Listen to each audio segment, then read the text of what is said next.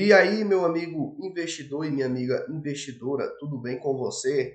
Hoje vou falar sobre o setor de aviação, perfeito? O setor aéreo é um setor justamente que eu não tenho investimento nele.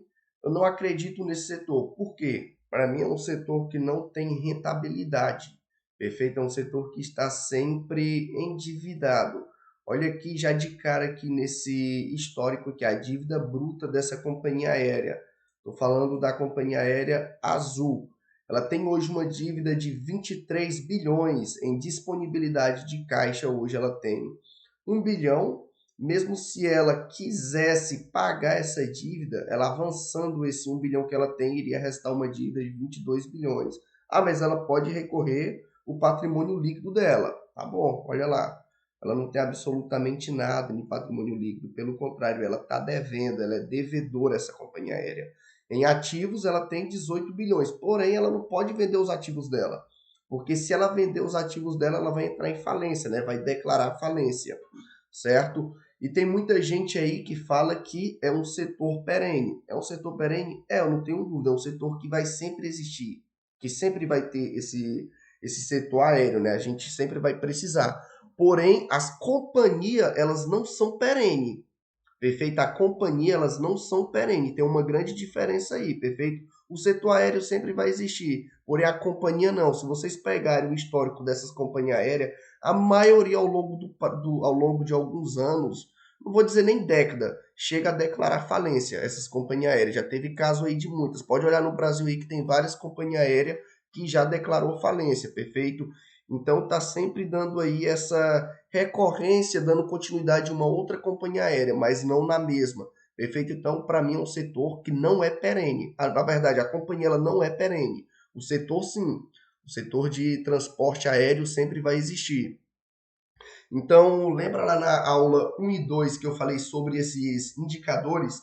Olha aqui, sempre quando esses indicadores aqui estiverem negativos, isso aqui já mostra de cara que a empresa ela está endividada. Olha aqui o preço sobre lucro não tem valor, o preço sobre o valor patrimonial está negativo, então tem dívida sim, perfeito? E olha aqui também esse indicador de eficiência da companhia aérea, ela não consegue lucrar, não tem lucro, perfeito? Olha aqui, menos 14%, menos 42%, olha aqui na época da pandemia, menos 188%.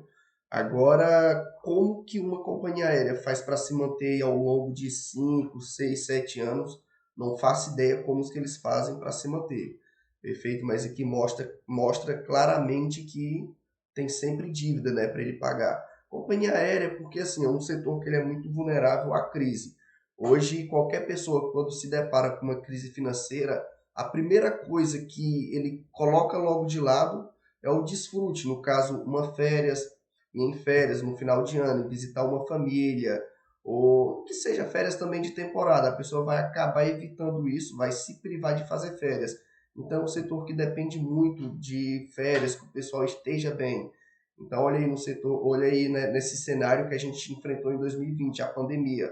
Foi um setor que foi bastante afetado. Olha aqui, não teve dívida. E tem tem uma série de fatores também. Imagina um cancelamento de voo, uma alteração de voo. Acredito que quem esteja assistindo esse vídeo já se deparou com isso. Às vezes do voo ser cancelado e a companhia aérea ela precisa ressarciar com aquilo ali tudo. É necessário pagar um hotel, é necessário bancar com alimentação, eles liberam voucher. E isso pesa para uma companhia aérea. Isso vai pesando, então é sempre dívida. O único recurso que eles têm, a única forma de ganhar dinheiro é o transporte aéreo, perfeito? Então, eu lá em 2020 eu tive um grande prejuízo em companhias aéreas, porque eu estou como agente de viagem. Então, quando eu vi a crise em 2020, eu acreditava que seria uma boa oportunidade de comprar essas empresas aéreas, essas empresas. Então, comecei a comprar, comecei a encher a minha carteira dessas ações, comprei Air France, comprei Lufthansa, Gol, Azul, e tive somente prejuízo, porque lá em 2020 eu não levava em consideração esses indicadores. Já tinha boas ações na minha carteira, porém, era sempre ações que eu copiava de uma pessoa, que eu me modelava essa pessoa. Exemplo, o Thiago Nigro, ele tem uma carteira que é aberta ao público. Então, sempre quando ele adicionava uma nova ação na carteira dele, eu iria lá e fazia também esse adicional. Comprava também aquela mesma ação, só que eu não fazia ideia ele falava lá, só que eu nunca tive interesse de fato de saber quais os principais indicadores, quais levar em consideração. Então eu fiz essas escolhas aqui na SEGA, pensando que seria uma boa oportunidade pelo gráfico, né, que eu sou grafista. Então eu vi que essa queda, eu pensei, cara, não é possível que ela não vai retornar pelo menos a esse primeiro topo, pode retornar um segundo topo lá em cima.